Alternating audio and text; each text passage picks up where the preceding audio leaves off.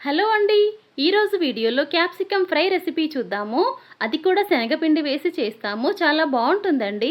Capsicum ఇష్టపడని వాళ్ళు కూడా ఒకసారి ట్రై చేయొచ్చండి. చాలా బాగుంటుంది. ఇంకా దీనికోసం అయితే స్టవ్ పైన గిన్నె పెట్టేసి 5-6 టేబుల్ స్పూన్ల నూనె వేయాలి.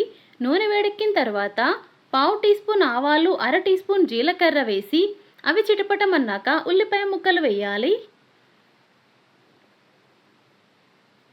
ఉల్లిపాయ ముక్కలు సగం పైనే వేగిన తర్వాత 1 టీ స్పూన్ అల్లం వెల్లుల్లి పేస్ట్ కూడా వేసి పచ్చివాసన పోయేదాకా మంచిగా వేయించాలి. ఇవన్నీ బాగా ఫ్రై అయిన తర్వాత అర టీ స్పూన్ పసుపు వేసి ఒకసారి బాగా మిక్స్ చేసి ముందుగా కట్ చేసి పెట్టుకున్న క్యాప్సికమ్ ముక్కలైతే వేయాలి.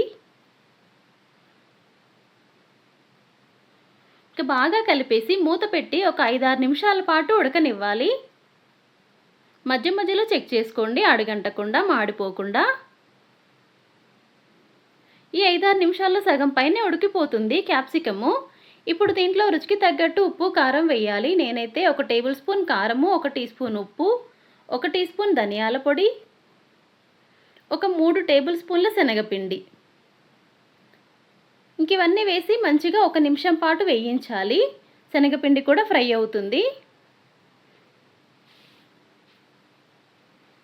బాగా కలిపేసి మూత పెట్టి ఇంకొక 4-5 నిమిషాల పాటు మధ్య మధ్యలో చెక్ చేసుకుంటూ ఉడికించాలి. శనగపిండి వేసాం కదండి, కొంచెం ఊరికనే అడుగంటే ఛాన్సెస్ ఉన్నాయి. సో కొంచెం రెగ్యులర్గా చెక్ చేసుకుంటూ ఉండాలి. ఆల్మోస్ట్ ఉడికిందండి. ఇంకొకటి లేదా 2 నిమిషాలు ఉడికితే సరిపోతుంది. ఇంకా చివర్లో కొత్తిమీరాకు ఉంటే సన్నగా కట్ చేసిన కొత్తిమీరాకు వేసేసుకొని స్టవ్ ఆఫ్ చేస్తే క్యాప్సికమ్ శనగపిండి ఫ్రై అయితే రెడీ అండి. ఈ వీడియో నచ్చితే ప్లీజ్ లైక్ చేయండి. ప్లీజ్ సబ్స్క్రైబ్ చేసుకోండి. Thanks for watching. Rice chapati దేంతో తిన్నా బాగుంటుందండి ఇది. ఇంకా పక్కనే మనకు సాంబారు, రసము ఏం అక్కర్లేదు. డైరెక్ట్గా అన్నంలో కలుపుకొని తినేయచ్చు. Thanks for watching.